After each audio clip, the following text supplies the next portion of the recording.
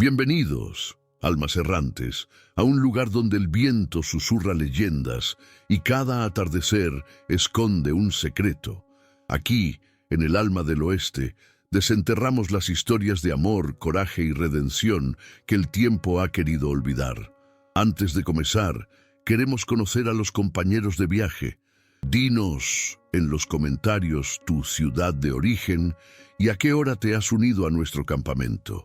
Leer de dónde vienes hace que nuestro viaje se sienta más real. Y si crees que estas historias merecen ser contadas, únete a nuestra caravana. Ayúdanos a llegar a nuestra primera meta de 1000 almas suscritas a este canal. Ahora, acércate al fuego. Nuestra historia está por comenzar. El tenue resplandor de las últimas brasas de la fogata chisporroteaba, lanzando sombras danzantes sobre los rostros curtidos por el viento y el sol. El aire fresco de la noche del desierto, ese aliento helado que sigue al día abrasador, acariciaba nuestras mejillas, y el vasto lienzo estrellado del oeste se desplegaba sobre nosotros, inmenso y silencioso, como un testigo eterno de las incontables historias que susurra el viento entre los cañones y las mesetas.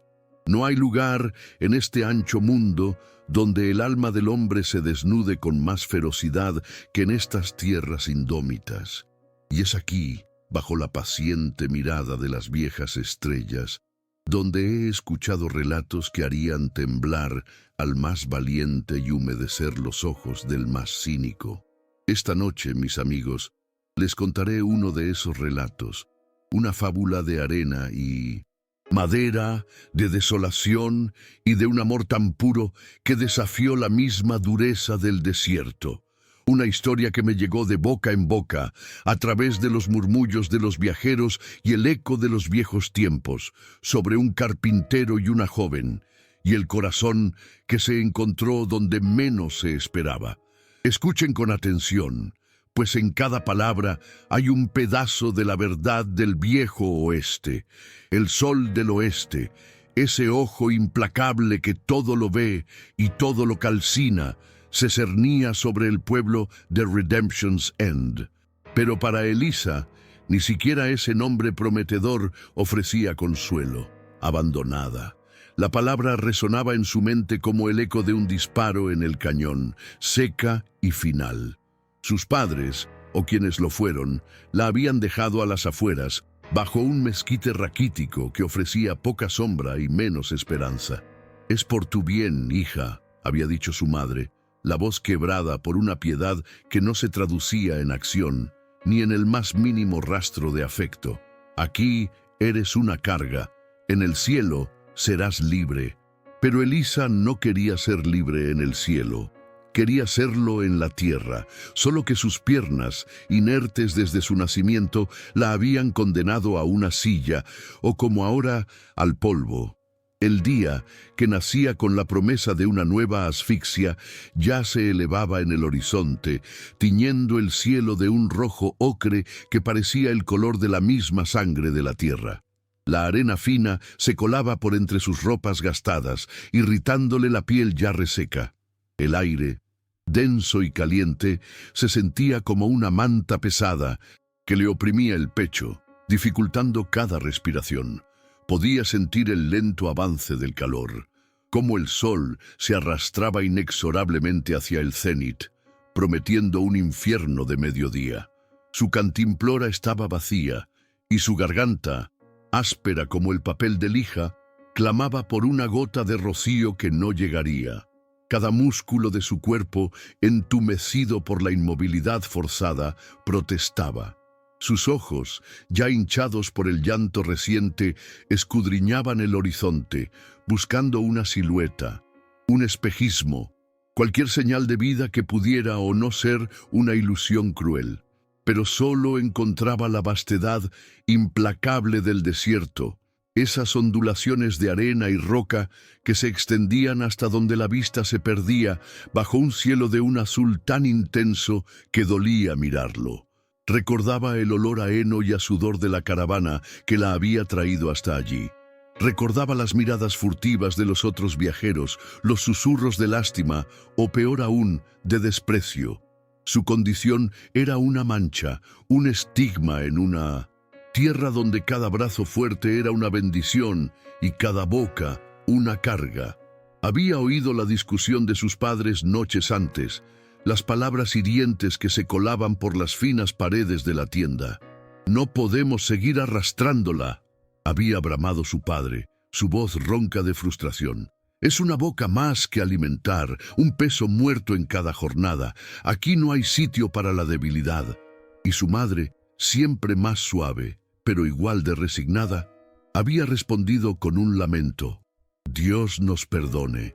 Pero la vida aquí es dura, John, durísima». Y así sin más, la habían bajado de la carreta al amanecer, con una manta vieja, una cantimplora vacía y la promesa de un cielo que nunca había pedido.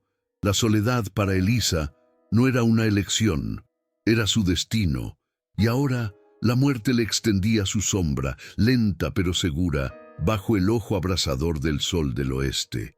Las moscas zumbaban a su alrededor, atraídas por la debilidad. El zumbido constante se sumaba al coro de su propia desesperación. Un requiem prematuro en el silencio ensordecedor del desierto. Los labios agrietados, la piel quemada, el cuerpo dolorido, todo en ella clamaba por un fin, por la liberación de esa tortura silenciosa. A unos kilómetros de allí, al borde del mismo pueblo que había negado la compasión a Elisa, se alzaba el taller de Silas. Una estructura tosca de madera y chapa, construida con la misma rudeza que caracterizaba a su dueño. El olor a cedro recién cortado, a pino y a roble, un aroma dulce y amargo a la vez, se mezclaba con el polvo del camino y el acre olor a sudor de un hombre que trabajaba con sus propias manos. Silas, un carpintero de oficio, era un lobo solitario en un mundo que prefería la manada. Su vida era su taller, sus herramientas, el sonido rítmico del martillo y el chirrido de la sierra. Cada tabla que cortaba, cada pieza que ensamblaba, era un acto de desafío a un mundo que le había arrebatado lo que más amaba. Silas no era de muchas palabras. Su rostro, surcado por líneas de preocupación y de una tristeza profunda, rara vez se animaba con una sonrisa. Sus ojos, del color del acero viejo, observaban el mundo con una desconfianza casi palpable, como si esperara en cualquier momento la siguiente traición. La tragedia había marcado su alma con un hierro candente. Hacía 2 años, un incendio voraz había arrasado la pequeña cabaña que compartía con su hermano menor, Caleb. El fuego, provocado por la negligencia de unos borrachos del pueblo, que habían dejado una fogata sin apagar, se había extendido rápidamente, devorando todo a su paso. Silas había luchado con desesperación contra las llamas, sus manos ya entonces hábiles intentando derribar paredes, abrir caminos, pero era inútil. Caleb, enfermo y débil, no había podido escapar, y lo peor no fue la pérdida de su hermano, sino la indiferencia del pueblo.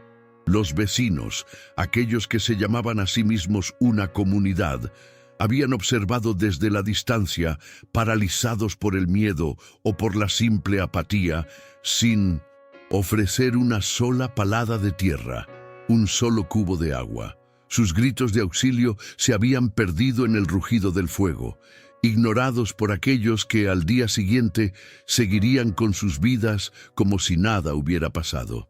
Desde entonces, Silas se había encerrado en sí mismo. Su taller se convirtió en su refugio, un santuario de madera donde podía controlar su propio destino, donde las piezas se unían por su voluntad, no por la caprichosa negligencia de otros. Construía carretas, ataúdes, muebles, toscos pero duraderos.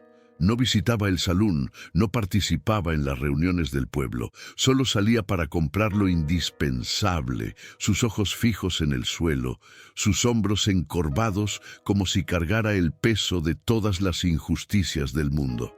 La gente de Redemption Zen lo veía como un paria, un excéntrico, un hombre amargado que había elegido la soledad.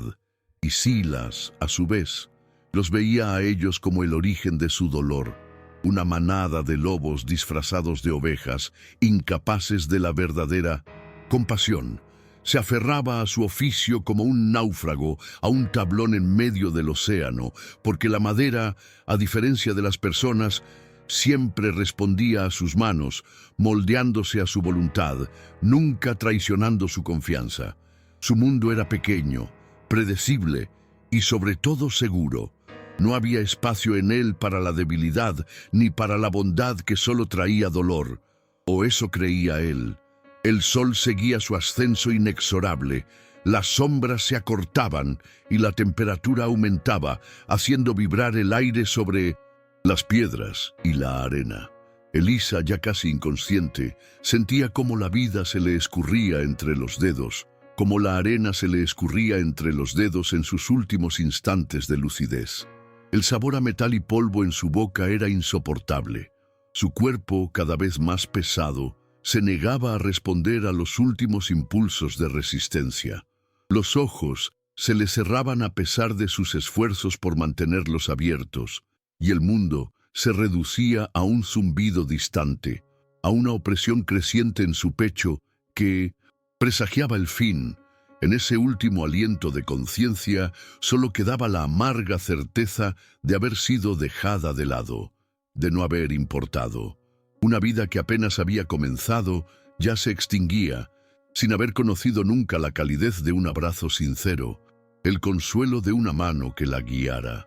El calor era tan sofocante que la visión se le nublaba, las formas se distorsionaban, el mundo se volvía un borrón indefinido de luz y oscuridad. Cada respiración era una batalla, un pequeño grito de su cuerpo contra la rendición. Los pensamientos se volvían fragmentos, imágenes distorsionadas de su pasado, de las miradas de los extraños, del abandono. Una lágrima solitaria, ya sin la fuerza para seguir un curso definido, se deslizó por su mejilla, mezclándose con el polvo y el sudor, un último lamento silencioso en el vasto desierto. Y luego, la oscuridad comenzó a reclamarla, suavemente, dulcemente, como una promesa de alivio. Fue el destino, o quizás alguna fuerza inescrutable que teje los hilos de la vida en el tapiz del oeste, lo que llevó a Silas fuera de su santuario de madera ese día. Una pieza de roble que necesitaba para una carreta se había agotado, y la única forma de conseguirla era en la pequeña serrería a las afueras del pueblo, justo en el camino que llevaba a la desolación.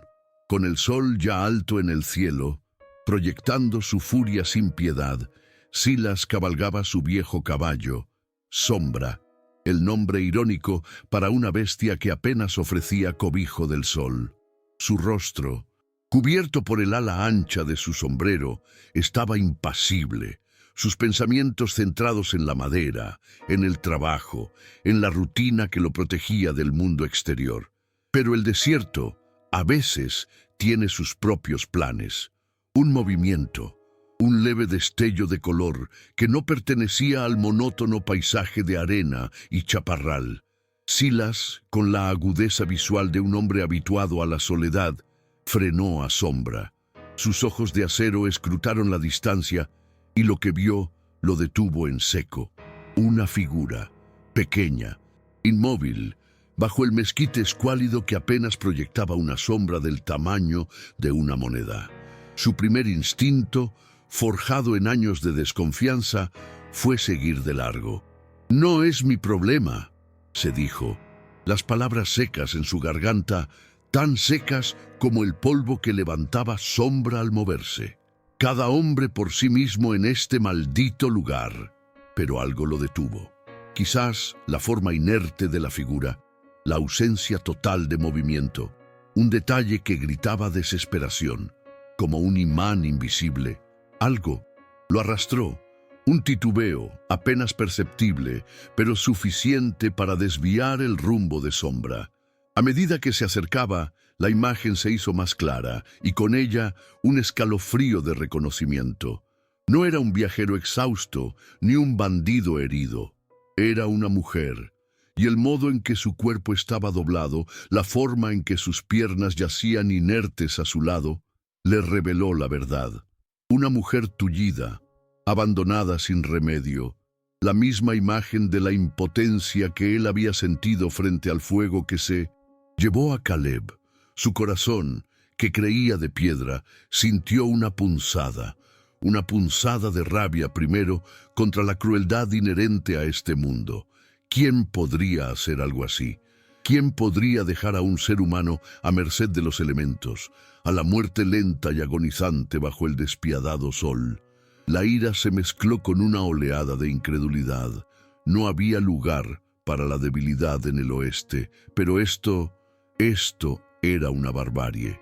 Se apeó de sombra con movimientos lentos, sus músculos tensos. El sombrero se inclinó y sus ojos se posaron en Elisa. Estaba apenas consciente, su rostro cubierto de polvo y sudor, los labios agrietados, la piel de un rojo enfermizo. Sus ojos, entornados, apenas distinguían la silueta que se cernía sobre ella. Un susurro, apenas un hilo de voz, escapó de sus labios agrietados. Agua. Silas tenía una cantimplora en su silla, llena de agua fresca de su pozo. La duda lo asaltó. ¿Era su deber? ¿No era esto solo meterse en problemas? ¿No había aprendido ya que la compasión solo traía dolor? La voz de su hermano, el recuerdo de sus ojos suplicantes mientras el humo lo asfixiaba, pareció susurrarle al oído. No podía dejarla allí. No podía ser como ellos. Con un gruñido casi inaudible, Silas se arrodilló, desabrochó su cantimplora y la acercó con cuidado a los labios de Elisa. La mujer bebió con avidez, desesperadamente, como si cada gota fuera una promesa de vida. El agua se derramó por sus comisuras, manchando su barbilla, pero ella no se detuvo hasta que la cantimplora estuvo casi vacía. Cuando sus ojos, antes sin brillo, se encontraron con los de Silas, había una mezcla de sorpresa, gratitud y una profunda vergüenza en ellos. Él no dijo nada, solo se levantó, su mente ya trabajando. No podía dejarla allí. No había una carreta cerca ni un caballo de carga, solo sombra. «Aguanta», dijo Silas, su voz ronca, casi un lamento. No era una orden, sino una promesa a sí mismo. Con cuidado, con una torpeza inesperada en sus manos, acostumbradas a la precisión, Silas la levantó. Elisa era sorprendentemente ligera, una pluma de huesos y piel. Su cuerpo inerte se amoldó al de Silas, y él sintió el temblor de su fragilidad. El viaje de regreso al taller fue un suplicio. El sol seguía quemando, y el peso de Elisa, aunque ligero, se volvía insoportable bajo el calor y el esfuerzo. Silas caminaba lentamente, con sombra a su lado, la joven en sus brazos, sus propios músculos tensos y doloridos. El polvo levantado por sus botas se pegaba a su piel, y el sudor le empapaba la camisa. Pero seguía adelante paso a paso, su mirada fija en el horizonte, en la silueta de su taller que, por primera vez, no era solo un refugio, sino un destino. Al llegar, la luz del sol se colaba por las rendijas de las paredes de madera, creando haces dorados que bailaban con las partículas de polvo suspendidas en el aire. El taller, antes un santuario de soledad, se sintió de repente invadido, su silencio roto por la respiración débil de Elisa. Silas la depositó con delicadeza sobre un montón de sacos de arpillera y virutas de madera, el único lugar mínimamente suave que pudo encontrar. La miró fijamente, una criatura frágil, indefensa, que había irrumpido en su mundo de tablas y clavos. ¿Qué hacer con ella?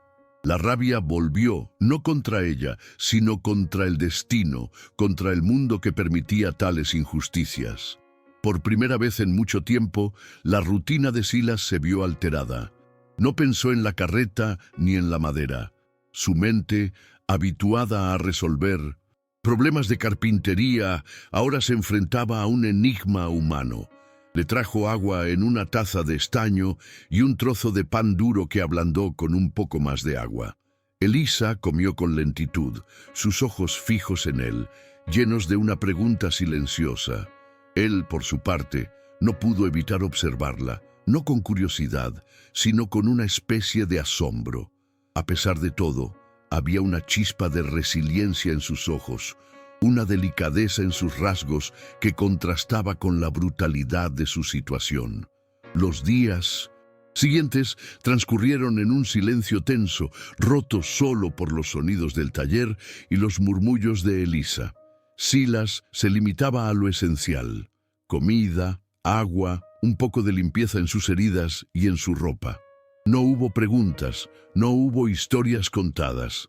Él no quería saber de su pasado, de su dolor, porque el dolor era una enfermedad contagiosa que él había jurado evitar, y ella, por su parte, era demasiado débil, demasiado avergonzada o demasiado temerosa para hablar. Pero a medida que pasaban las horas, Silas observaba la forma en que sus ojos seguían sus manos mientras trabajaba, la fascinación con la que miraba las virutas de madera, el brillo en su mirada cuando el martillo golpeaba el clavo con precisión. No era una carga, no del todo, era un problema que para su mente de carpintero necesitaba una solución. Fue durante una de esas noches, bajo la luz de un candil que proyectaba sombras largas y distorsionadas en las paredes, cuando la idea comenzó a tomar forma en la mente de Silas. Él estaba tallando una pata de mesa, sus manos moviéndose con una precisión casi hipnótica, cuando sus ojos se posaron en las piernas inertes de Elisa. Las vio no como una debilidad, sino como una ausencia, algo que podía ser suplido, reparado, no con carne y hueso, sino con madera y metal. Una silla con ruedas.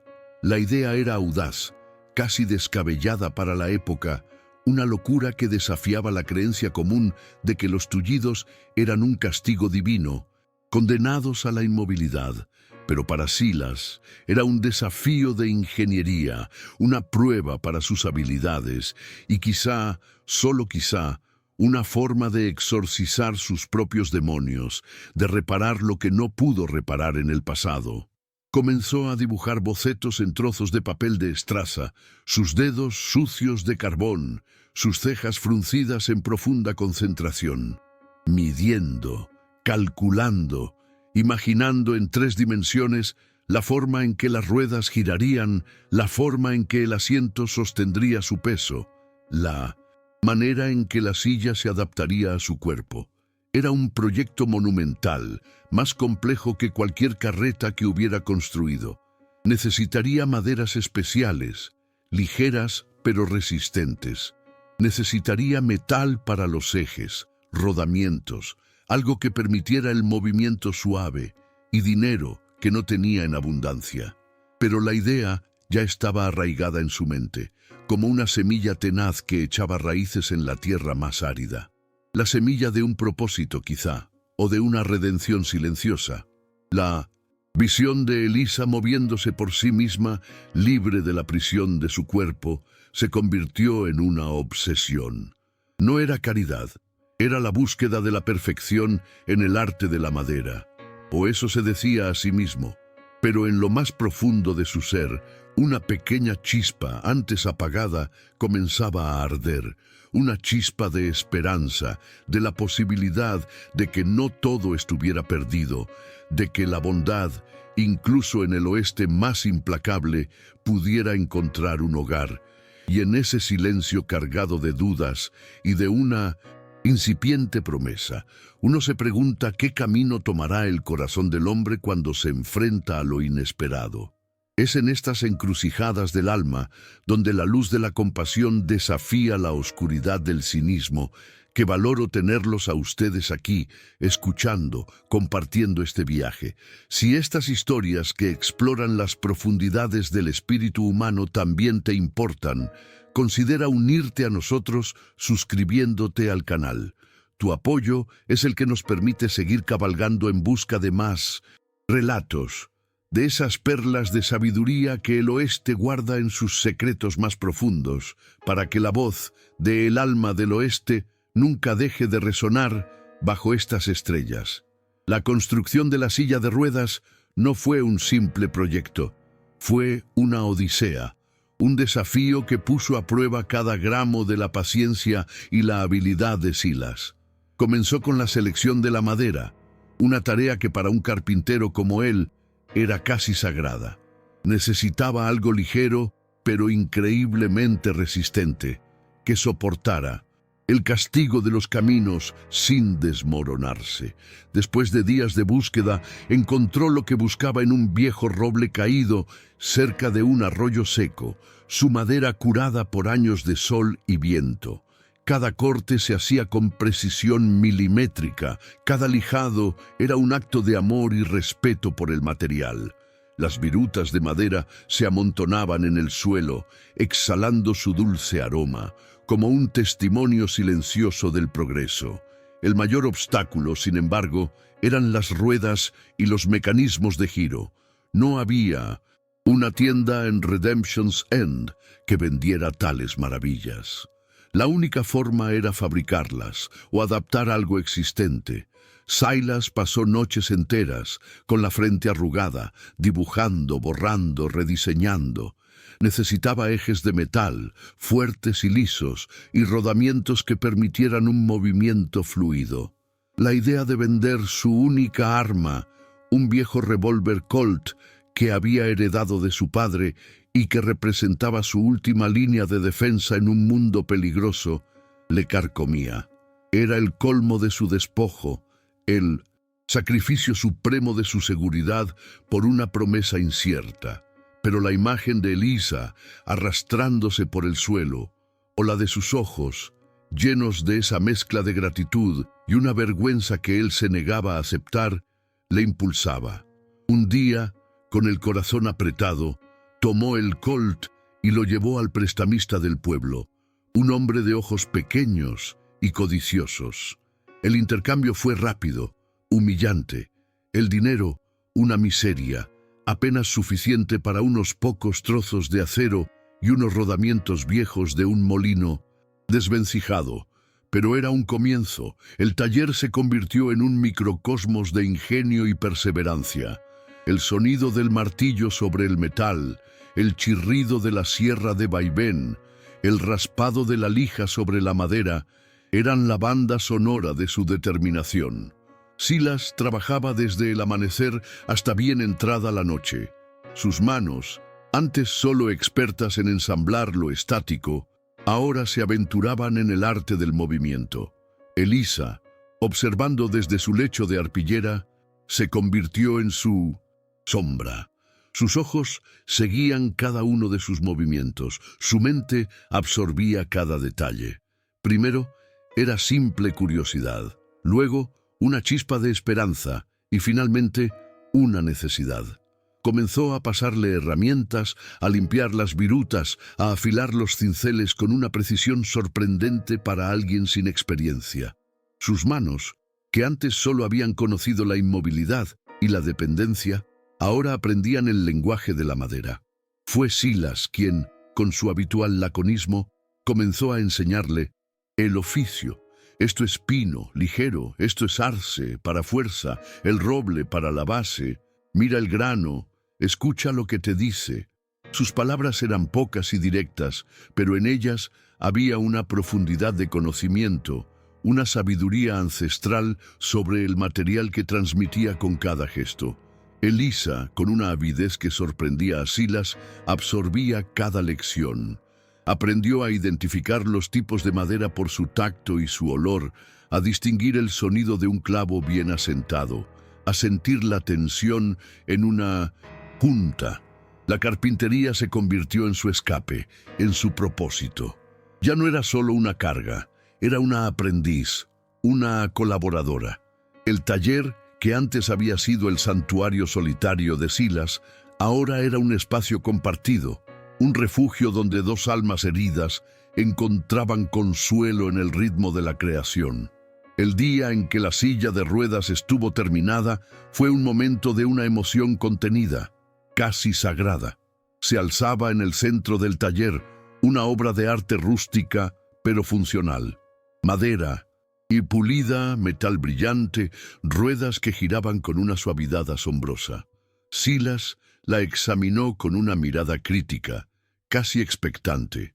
Luego, con un gesto que no era ni brusco ni gentil, pero lleno de una quietud profunda, la ayudó a sentarse. El cuerpo de Elisa encajó perfectamente en el asiento, como si la silla hubiera sido una extensión natural de su propio ser. Sus manos se posaron en los aros de las ruedas y con un empuje vacilante, la silla se movió. 1 centímetro, 2, luego, con más, en confianza, 1 metro. El rostro de Elisa, antes velado por la desesperación, se iluminó con una sonrisa que era pura luz. Una explosión de alegría que rara vez había visto Silas en sus años en el oeste. Era una sonrisa que no le cabía en el rostro, una liberación que se sentía en cada fibra de su ser. Giró sobre sí misma, avanzó, retrocedió. La sensación de independencia, de poder moverse por sí misma, era embriagadora. Sus ojos se llenaron de lágrimas, pero esta vez eran lágrimas de gratitud, de un gozo tan profundo que le dolía el pecho. Silas la observaba, sus rasgos inmutables, pero algo, una pequeña fisura, se abrió en la coraza de su corazón. El brillo en los ojos de Elisa, la pura alegría que emanaba de ella, era un bálsamo para sus propias heridas. En ese momento, se dio cuenta de que no solo había construido una silla, había construido dignidad, había restaurado un propósito, había encendido una llama de esperanza donde solo había cenizas. Y al hacerlo, sin buscarlo, había comenzado a sanar un poco su propia alma. Había un amor incipiente, silencioso, que crecía entre ellos, nutrido por el olor a madera y los pequeños actos de bondad. Un amor que no necesitaba palabras, solo la quietud de una presencia, la certeza de una mano que no abandona. Pero la felicidad en el oeste es un lujo efímero, un oasis que a menudo esconde espejismos.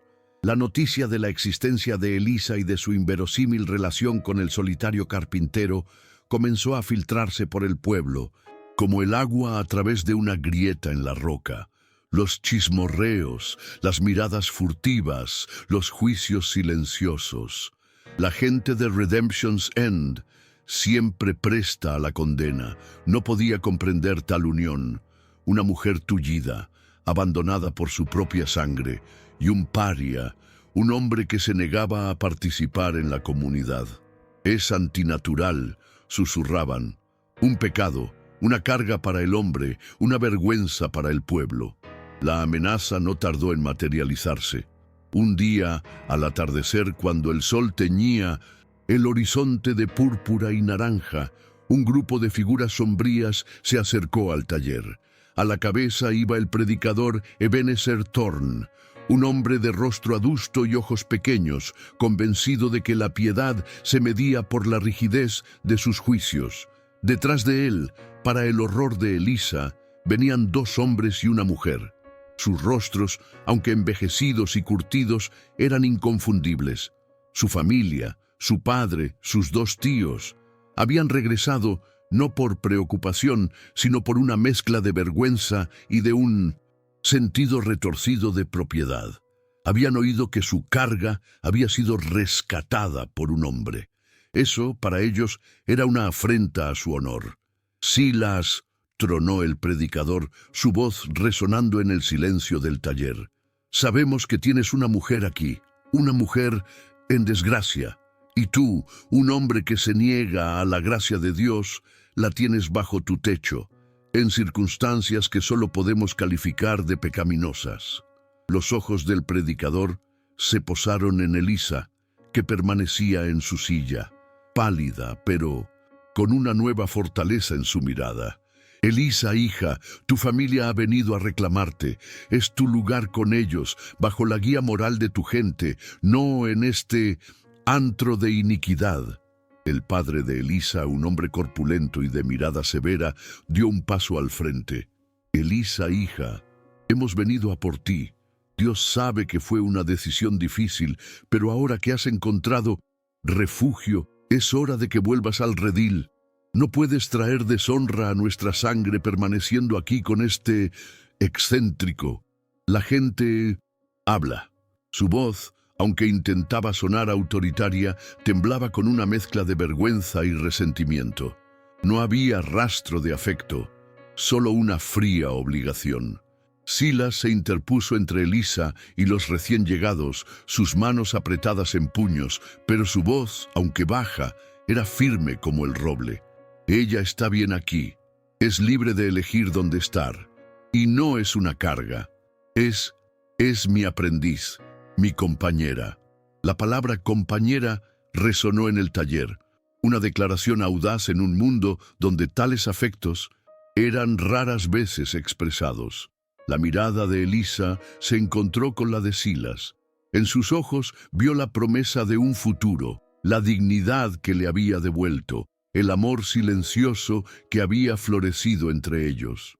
Pero también vio la amenaza en los ojos del predicador, el desprecio en los rostros de su familia, la sombra de la condena social que se cernía sobre Silas por haberla acogido.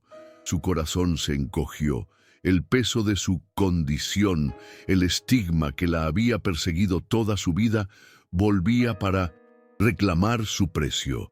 ¿Podría su felicidad, su libertad recién descubierta, valer la pena la furia de la comunidad, la venganza de aquellos que no toleraban lo diferente? ¿O debía una vez más sacrificarse, abandonar el único lugar y la única persona que la había aceptado plenamente para proteger a Silas de la furia de la comunidad y la sombra de su propio pasado? Era una decisión que marcaría su destino para siempre, una encrucijada del alma donde el amor y la honra se pesaban en la balanza de un mundo implacable. Y me siento agradecido de poder compartir este peso con ustedes. Cada vez que alguien se suscribe, siento que nuestra fogata crece, dándonos más coraje para contar las verdades más difíciles, para arrojar luz sobre las sombras que se ciernen sobre los corazones más valientes. Es en estos momentos de profunda reflexión donde uno comprende el valor de una comunidad, incluso si es solo la de los oyentes de una historia bajo las estrellas. Elisa respiró hondo, el aire en sus pulmones sintiéndose pesado, cargado de la tensión del momento. Su mirada se fijó en Silas, en la quietud de su postura, en la firmeza de su hombro, en la lealtad que emanaba de su simple presencia. Este hombre, que no le debía nada, que había vivido aislado por el dolor, había arriesgado su escasa paz por ella, había vendido su arma, el símbolo de su supervivencia, para darle alas. Le había enseñado un oficio, dándole un propósito que nunca creyó posible. Le había dado dignidad, una sensación de valía que su propia familia le había negado desde su nacimiento. ¿Cómo podría traicionar ahora esa fe, ese amor, ese sacrificio? Pero la otra cara de la moneda era igual de desgarradora. Si se quedaba, Silas sería un blanco. La comunidad, ya recelosa de él, encontraría en su unión pecaminosa la perfecta excusa para condenarlo, para marginarlo aún más, quizás para algo peor. La mirada del predicador Thorne era una amenaza silenciosa, un recordatorio de que en el oeste el juicio moral podía ser tan letal como una bala. La memoria de su hermano Caleb y la indiferencia del pueblo flotaba en el aire, un fantasma que le recordaba a Elisa el precio de la debilidad en un lugar donde la compasión era un lujo. ¿Podría ella, una mujer tullida, ser la causa de la ruina de Silas, del hombre que le había dado una segunda vida. La idea la carcomía, un veneno lento que se mezclaba con la dulzura de su amor. Sus ojos, que habían visto tanta desesperación, ahora veían la cruda realidad de su dilema. Su familia, aquellos que la habían abandonado, ahora la reclamaban, no por amor, sino por una cuestión de apariencia, por acallar los chismorreos del pueblo. Eran la encarnación de la sociedad que la había rechazado siempre. Y Silas, con sus manos de carpintero y su corazón de oro, era la encarnación de la bondad, de la aceptación incondicional. La voz del predicador volvió a tronar, impaciente. Elisa, toma tu decisión, la vergüenza o la redención. Fue entonces cuando Elisa, con una fuerza que no sabía que poseía, hizo su elección. La mirada de Silas se encontró con la de ella y en sus ojos él vio no solo amor, sino una determinación inquebrantable. Una chispa, la misma chispa que él había visto en sus propios ojos cuando decidió construirle la silla. «Mi decisión está tomada», dijo Elisa, su voz clara y firme, resonando en el taller como el golpe de un martillo en madera seca. Se enderezó en su silla, su barbilla levantada, su mirada desafiante pero serena. No era la mujer abandonada bajo el mezquite. Era Elisa, la aprendiz de carpintero, la mujer que había encontrado su voz. Se giró lentamente en su silla para mirar directamente a su padre y a sus tíos. «Ustedes me abandonaron, me dejaron morir bajo el sol. No me buscaron por amor, sino por la vergüenza que les causaba. Me llamaron carga, una boca inútil. Pero este hombre...» Y su mano se extendió para tocar la mano de Silas, un gesto que fue un juramento silencioso. «Este hombre me dio más que la vida. Me dio dignidad, me dio un propósito, me enseñó a usar mis manos, a sentir el grano de la madera, a construir. Me dio un hogar y sobre todo me dio un amor que ustedes nunca comprendieron». Luego, su mirada se fijó en el predicador Thorn, sus ojos ardiendo con una luz que nadie había visto en ella antes.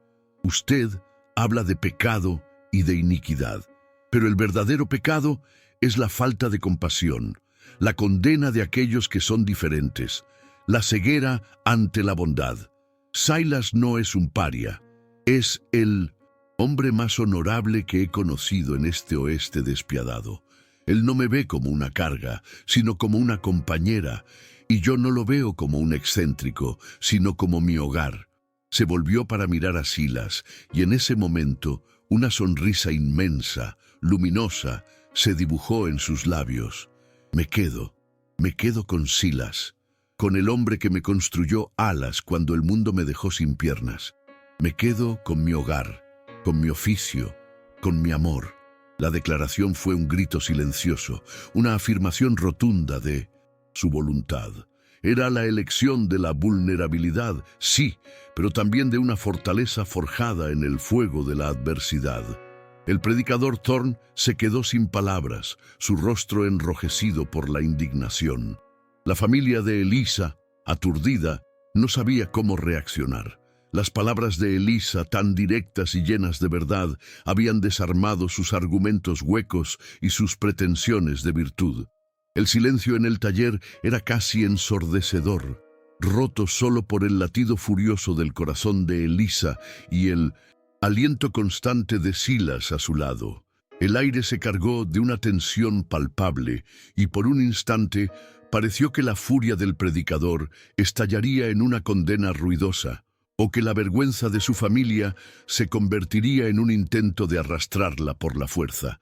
Pero la resolución en los ojos de Elisa, la quietud inquebrantable de Silas, crearon una barrera invisible, una fortaleza de dos voluntades unidas que no podían ser penetradas. Finalmente, el predicador Thorn, con un resoplido de indignación, se dio la vuelta.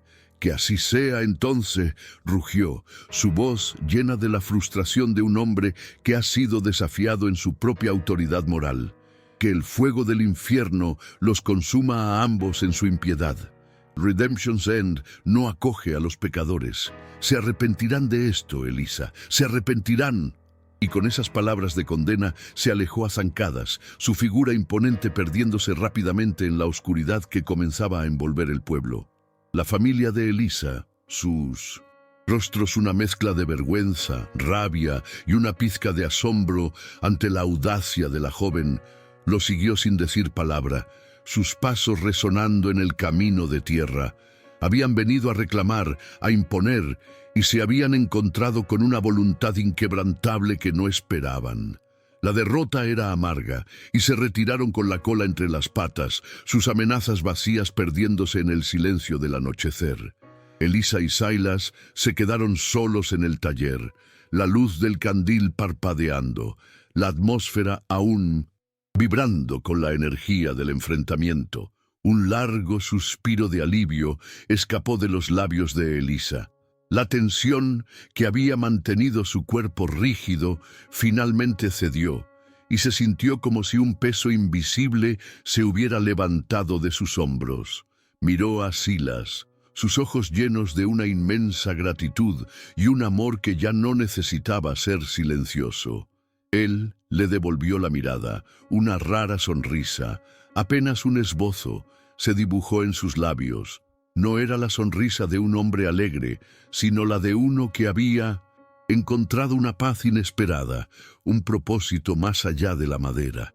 En ese momento, en el corazón de su humilde taller, se selló un pacto de amor y lealtad más fuerte que cualquier condena, más duradero que cualquier amenaza. La honra para ellos no se medía por la aprobación del pueblo, sino por la verdad de sus corazones, por la valentía de su elección. Habían elegido el amor y con él la libertad. La noche que siguió al enfrentamiento fue extrañamente pacífica. El silencio del taller no era ya el silencio de la soledad, sino el de una quietud compartida, llena de la resonancia de las palabras pronunciadas y las decisiones tomadas. El aire olía a cedro y a la promesa de un nuevo amanecer. Silas y Elisa cenaron en silencio, un guiso sencillo, pero cada bocado sabía a victoria. La luz del candil bailaba sobre sus rostros, revelando un cansancio profundo, pero también una satisfacción que hacía años no conocían. No hubo necesidad de palabras. La comprensión fluía entre ellos como el río en su cauce. Se miraban y en cada mirada había una confirmación de su elección, un refuerzo de su vínculo. Los días y las semanas siguientes trajeron una nueva rutina, una que era a la vez familiar y profundamente cambiada. El taller de Silas seguía siendo el centro de su universo, pero ahora bullía con una energía diferente. Elisa, liberada por su silla de ruedas y por la afirmación de su propia voluntad, se movía con una libertad que la llenaba de asombro. Ya no era una observadora pasiva, era una participante activa en el negocio de la carpintería. Sus manos, antes torpes, ahora manejaban las herramientas con una destreza creciente. Aprendió a lijar la madera hasta que estuviera suave como la seda, a aplicar barniz con un pincel firme, a ensamblar piezas pequeñas con una paciencia meticulosa. Desarrolló una habilidad especial para el trabajo de detalle, para la talla ornamentada, algo que Silas, con su enfoque más pragmático, nunca había cultivado. Sus diseños, intrincados y llenos de vida, comenzaron a añadir un toque de belleza a los muebles toscos, pero funcionales de Silas. La combinación de sus talentos era perfecta. Silas, el maestro de la estructura y la fuerza, y Elisa, la artista de la forma y el detalle. Juntos, crearon piezas que no solo eran duraderas, sino también hermosas. Las carretas de Silas seguían siendo las más robustas del condado, y ahora, los muebles que salían de su taller, con los toques delicados de Elisa, comenzaron a atraer a clientes de más lejos, El taller, antes un lugar de aislamiento, se convirtió en un faro de creatividad y, sorprendentemente, de prosperidad modesta. La reacción del pueblo fue variada, como era de esperar. Algunos, los más puritanos y los más chismosos, siguieron lanzando miradas de desaprobación y susurrando condenas. El predicador Thorne se mantuvo firme en su juicio y su sombra seguía siendo un recordatorio constante de la hostilidad. Pero el oeste, mis amigos, es también una tierra de pragmatismo. La gente necesitaba muebles, carretas, ataúdes, y el trabajo de Silas, ahora complementado por la habilidad de Elisa, era innegablemente superior. Poco a poco, la calidad de su oficio comenzó a erosionar el muro de prejuicios. Algunos vecinos, aquellos con un corazón más abierto o simplemente con una necesidad apremiante, comenzaron a desafiar el boicot tácito. Venían al taller con cautela al principio, pero luego, impresionados por la artesanía y por la innegable dignidad de Elisa, se ablandaban. Se daban cuenta de que el pecado que veían en esa unión era, en realidad, un amor profundo y una asociación respetuosa. Elisa y Silas no buscaron la aprobación del pueblo. Su mundo era el taller, su universo se reducía al espacio entre las virutas de madera y el aroma del cedro. La paz que encontraron en su unión era una que no dependía de la aceptación externa. Compartían el desayuno al amanecer, el almuerzo en el taller, la cena bajo el vasto cielo estrellado. Hablaban de madera, de diseños, de las pequeñas victorias del día, y en los silencios, que eran muchos, fluía una corriente subterránea de afecto, de una comprensión tácita que superaba cualquier palabra. Silas, el hombre taciturno, se encontraba sonriendo más a menudo, no una sonrisa amplia, sino una ligera curva de los labios que rara vez llegaba a sus ojos, pero que ahora sí lo hacía. Elisa, que había conocido la vida solo desde la perspectiva de la dependencia, ahora irradiaba una confianza serena, una alegría tranquila que era contagiosa. Su amor no era el romance grandilocuente de las baladas, sino uno forjado en la adversidad, en la quietud de la compañía, en la certeza de ser plenamente aceptado. Era un amor de manos que trabajan juntas, de miradas que se encuentran en el silencio, de almas que han encontrado su refugio la una en la otra. El desierto seguía siendo implacable, el sol seguía quemando en verano y el viento helaba en invierno, pero ahora lo enfrentaban juntos. La soledad, que antes los había definido a ambos, se había disipado como el rocío matinal bajo el sol. Y así, la historia de Elisa y Silas, el corazón del carpintero solitario, echó raíces en la tierra dura del oeste. Su taller, antes un símbolo de aislamiento, se convirtió en un faro de resiliencia, de la capacidad humana de encontrar belleza y propósito incluso en las circunstancias más desoladoras. Su amor, que desafió las convenciones y los prejuicios, se convirtió en una leyenda susurrada en los caminos, un testimonio de que la verdadera fortaleza no reside en la ausencia de debilidad, sino en la capacidad de amar y de ser amado incondicionalmente. Que estas historias nos recuerden que siempre hay luz, incluso en los rincones más oscuros del oeste, y que la esperanza puede encontrar un hogar en el lugar más inesperado. Gracias por acompañarme hasta el final de este relato, por ser parte de esta comunidad que valora las verdades del corazón más allá de las apariencias. Al suscribirte, te aseguras de que el alma del oeste nunca deje de susurrar sus leyendas y que estas llamas de la memoria sigan ardiendo bajo el cielo estrellado para las generaciones venideras. Hasta la próxima hoguera, mis amigos. Que el camino les sea leve y el corazón valiente.